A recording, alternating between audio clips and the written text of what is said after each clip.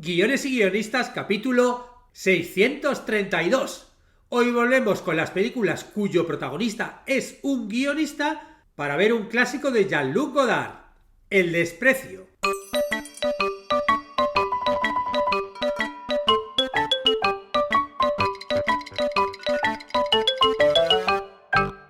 Buenos días a todos, bienvenidos a Guiones y Guionistas, el podcast con el que todos podemos aprender a hacer guiones y en el que el guionista es el rey y la guionista la reina. Yo soy David Esteban Cubero, vuestro anfitrión, y cada semana salimos al aire con 2 programas en los que vemos un nuevo elemento, técnica o herramienta para que sepáis más del despreciado mundo de los guionistas y el amado arte de los guiones.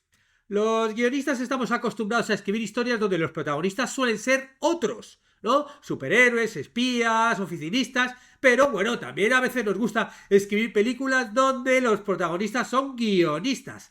En esta serie ya hemos visto muchas de estas películas y hoy vamos con El desprecio de Jean-Luc Godard, una película donde el guionista interpretado por Michael Piccoli está casado ni más ni menos que con la mismísima Brigitte Bardot. Bueno, no está casado con Brigitte Bardot, está casado con un personaje interpretado por ella y precisamente de la relación entre los dos va gran parte de la película. Pero antes, como siempre, recordaros que existe en internet un lugar que está en la URL cursosdeguion.com. Si no lo has visto todavía y has llegado a este podcast porque te ha aparecido por Spotify, por iTunes o lo que sea, échale un ojo porque este lugar es el paraíso de los guionistas. Tiene por un lado formación, ya más de 90 cursos de guión, que sí, que existen tanto conocimiento para aprender, porque, bueno, por un lado hay muchos medios, pues cine, televisión, documentales, cómics. Por otro lado también hay distintos niveles y puedes profundizar desde pues aprender a escribir el guión de un corto, que sería un poco lo más básico, hasta poder ir complejizando tu aprendizaje con estructuras, desarrollo de personajes y lo que necesites porque ahí hay de todo. De hecho, ahora, por ejemplo, estamos con el curso de recursos narrativos y en la clase que hemos subido esta semana está dedicado a un recurso que tiene el sugerente nombre de la ley de Chandler. Y os aviso que este nombre no viene del personaje de Friends, ¿no? De Chandler, sino del escritor de novela negra Raymond Chandler. Echarle un ojo porque no solamente se explica en qué consiste el recurso, sino cómo utilizarlo. Y por cierto, os adelanto que a finales de mes va a llegar algo que había gente que me había pedido, hice una encuesta y yo sé que hay muchos que estáis interesados y es un taller para escribir guión de largometraje. Y va a ser durante un tiempo limitado, con conexiones semanales. Bueno, ya os lo avisaré a final de mes y que tiene el sugerente nombre de Operación Vomit Draft. Ahí lo dejo. Bueno, nos vamos con El desprecio o Le Mépris. Bueno, Le Mépris, no sé si se dice así, disculpad mi francés, que es una película francesa del año 1963 basada en la novela homónima de Alberto Moravia, ¿no? Que se llama la novela Il disprezzo y está dirigida por Jean-Luc Godard y protagonizada por Brigitte Bardot y Michel Piccoli, con la aparición también del director Fritz Lang interpretándose a sí mismo. El guión está escrito por el propio Godard. Os leo la sinopsis. El productor americano Jeremy Prokosch encarna a Fritz Lang la dirección de una adaptación al cine de la Odisea de Homero. Descontento con el resultado, encarga a Paul Jabal, no sé cómo se dice, que es escritor de teatro, corregir el guión. Y a raíz de esto los caminos de Paul, su joven esposa Camille, el productor y su secretaria Francesca Banini se entrelazarán, deteriorándose cada vez más la relación de la pareja a causa de la falta de celos por parte de él y del interés de Prokofsky por Camille. Y la historia se entrelazará con la de Penélope y Ulises en la Odisea, las aspiraciones artísticas de Paul y la evolución de los sentimientos de Camille. Os dejo un tráiler para que le echéis un ojo. Nos vamos con el título. Este título, ¿no?, del desprecio, refleja uno de los temas centrales de la película: el desdén y el deterioro gradual de la relación entre los personajes principales, Paul y Camille, interpretados, como decía antes, por Michel Piccoli y Brigitte Bardot, respectivamente. A medida que va avanzando la trama, Camille comienza a sentir desprecio por su esposo Paul. Sus sentimientos de desprecio nacen de una serie de malentendidos y de falta de comunicación entre ellos, además de las decisiones y compromisos que Paul toma en su carrera como guionista. Y esto lleva a una desconexión emocional y al colapso de su relación. El título, por lo tanto, encapsula este sentimiento central de desprecio, reflejando no solo la dinámica entre los personajes, sino también una crítica más amplia a la industria cinematográfica y la cultura en general. La película utiliza esta idea de desprecio como una lente a través de la cual examina temas complejos como el arte, la creatividad, el compromiso y la integridad profesional y personal. Lo segundo que analizamos es el contexto. Esta película se encuentra en el contexto de la Nouvelle Vague francesa, que es un movimiento cinematográfico que surgió en la década de 50, bueno, y sobre todo en los años 60, caracterizado por la experimentación estilística y narrativa. La trama se centra también en la industria cinematográfica. Esta historia sigue a un guionista que está trabajando en la adaptación de la Odisea de Homero, mientras intenta equilibrar las demandas del productor y el director y su matrimonio con Camille, que se va empezando a desmoronar poco a poco, ¿no? Esta película también puede verse como una crítica de la comercialización del cine y un estudio sobre la integridad artística y los compromisos que los creadores deben hacer. Y esa tensión entre el arte y el comercio es una de las principales preocupaciones de la película. Y a un nivel un poco más amplio, la película también refleja preocupaciones y tensiones culturales de la época, incluyendo la relación entre el arte y la vida, la comunicación con las relaciones modernas, la alineación y la manera en que Godard aborda estos temas contribuye a su reputación como una obra compleja y multifacética. Eran preocupaciones que se daban sobre todo en estas películas de la Nouvelle Vague, que estaban como revolucionando un poco todo. Nos vamos con el personaje protagonista, ¿no? Paul Jabal, ese guionista interpretado por Piccoli, que a lo largo de la película Paul representa a un individuo atrapado entre, por un lado, sus ambiciones personales y, por otro lado, sus compromisos personales con su mujer, ¿no? Porque, por un lado, Paul es contratado para reescribir la adaptación de la Odisea de Homero, ¿no? Dirigida por Freeland, y aunque es consciente de las demandas comerciales del productor, también siente la presión de mantener la integridad artística de la obra. Y por otro lado está la relación de Paul con su esposa, Camille, que es la parte central de la película, y esa tensión entre ellos va creciendo a lo largo de la trama y los compromisos profesionales de Paul contribuyen al deterioro del matrimonio. O sea, como que una cosa afecta a la otra. Y esa falta de comunicación y empatía lleva a que su mujer, a Camille, sienta desprecio por él, de ahí el titulito de la obra. Y Paul se va encontrando en ese constante conflicto entre el deseo de éxito en la industria del cine y esa necesidad de mantenerse fiel a los principios artísticos y a su esposa. Y esa lucha interna se convierte en una representación simbólica de los dilemas que enfrentan a muchos artistas. Y a medida que la historia va avanzando, él se va dando cuenta de las consecuencias de las elecciones y los compromisos, tanto en la carrera como en la vida personal. Sin embargo, esta epifanía llega demasiado tarde para salvar el matrimonio. ¿Y qué guiones escribe Paul? Bueno, él es retratado como un guionista que viene de una experiencia previa como dramaturgo de teatro, o sea, y ya sabemos que en el mundo del teatro es como más libre para abordar otros temas, ¿no? No se invierte tanto en las películas como en las obras de teatro, y eso hace que, bueno, se puedan permitir no ser tan estrictamente comerciales, ¿no? Y aunque la película no entra en gran detalle sobre la obra previa, sí que es porque se centra en la participación en la adaptación de la Odisea de Homero. Y el hecho de que esté trabajando en una adaptación de un texto clásico que sea tan venerado, eso por un lado, y las presiones que enfrenta para modificarlo de una manera que sea más comercialmente viable, se convierte en una gran parte central del conflicto de la película y un reflejo de esas tensiones más amplias que hay en la industria. Nos vamos con la debilidad del protagonista, que su debilidad principal radica en esa incapacidad para equilibrar esas ambiciones profesionales con su vida personal, ¿no?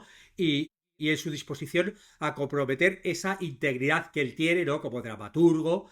Claro, esto hace que él se encuentre atrapado entre las demandas comerciales del productor y el deseo a mantener la integridad artística en su trabajo en la adaptación a la Odisea. Y esa disposición a comprometerse en su trabajo, a pesar de malestar, pues muestra una debilidad en su carácter, porque él va aceptando pues las cosas que le van imponiendo el productor, ¿no? Y luego, por otro lado, está esa incapacidad para comunicarse abierta y honestamente con su esposa Camille, que también contribuye al deterioro de su relación, porque él no se enfrenta adecuadamente a los problemas subyacentes entre ellos y en ciertos momentos parece desconsiderado con los sentimientos de Camille, como que no le da mucho caso, no le da mucha bola, como que ella nota que está cambiando y él va preguntando, pero como minusvalora esos sentimientos, ¿no? Y a lo largo de la peli, pues él parece carecer de una fuerte convicción entre sus propias creencias y valores, tanto en la vida profesional como personal. Y esa falta de firmeza es un poco la debilidad que afecta a todas las áreas de su vida. Y claro, su necesidad está relacionada con ello, ¿no? Porque se puede entender como esa búsqueda de equilibrio y autenticidad entre la vida personal y la profesional. Porque claro, él profesionalmente tiene que encontrar una forma de mantener esa integridad y visión artística mientras trabaja en una industria que a menudo lo que valora es el éxito comercial. Y esa lucha con este equilibrio es una fuente constante del conflicto de la peli, ¿no? Y en su vida personal él necesita comunicación y comprensión genuinas con su esposa, porque esa falta de conexión le está llevando a una desconexión. Y él tiene que encontrar una manera de restablecer la confianza y el amor en la relación, ¿no? Que es por lo que se habían casado, ¿no? Y además pasa en muy pocos días, ¿no? Ella directamente hace ¡plac! Desconecta y es como de ¡chao! Y esa necesidad de encontrar un equilibrio entre las diferentes áreas de su vida es central para el personaje y para los temas más amplios de la película.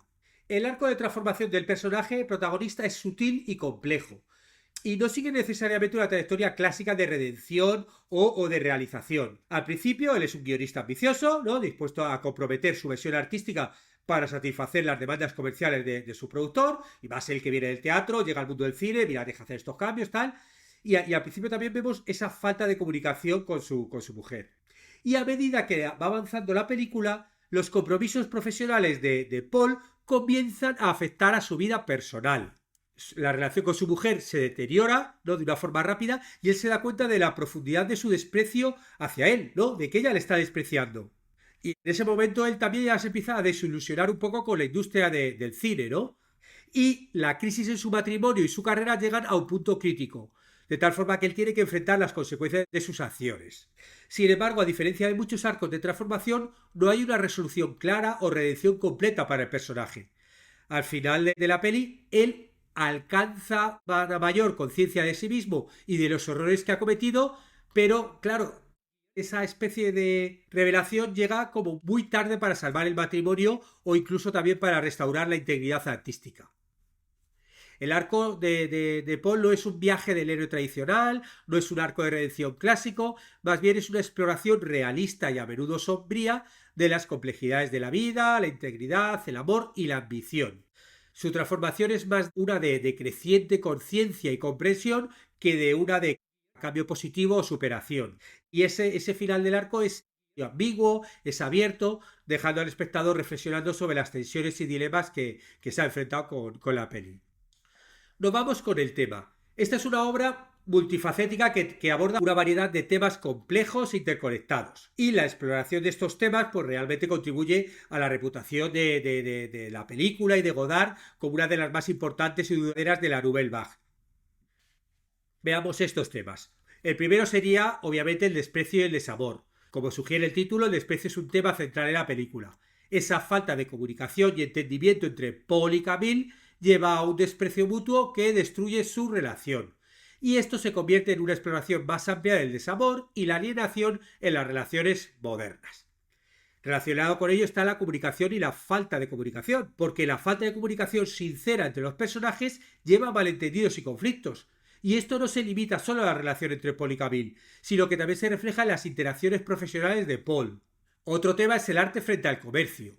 La película presenta un examen crítico de la industria cinematográfica, destacando la tensión entre la integración artística y las demandas comerciales. A través del trabajo de Paul en la adaptación de la Odisea, Godard explora cómo el arte puede verse comprometido por la búsqueda de éxito comercial. Otro tema sería la identidad y autenticidad, porque esa lucha del protagonista por mantenerse fiel a sí mismo y a sus creencias mientras navega las complejidades de su vida profesional y personal refleja un tema más amplio de identidad y autenticidad. Aquí, claro, la película es muy moderna, porque plantea preguntas sobre qué significa ser auténtico y las concesiones que a menudo se hacen, pues eso, en la vida moderna, que nos llevan a perder esa autenticidad, ¿no? Y por último, también otro tema que hay son el propio cine, reflexiones sobre el cine, porque él utiliza la película como una oportunidad para reflexionar sobre el propio medio del cine, Godard, ¿no?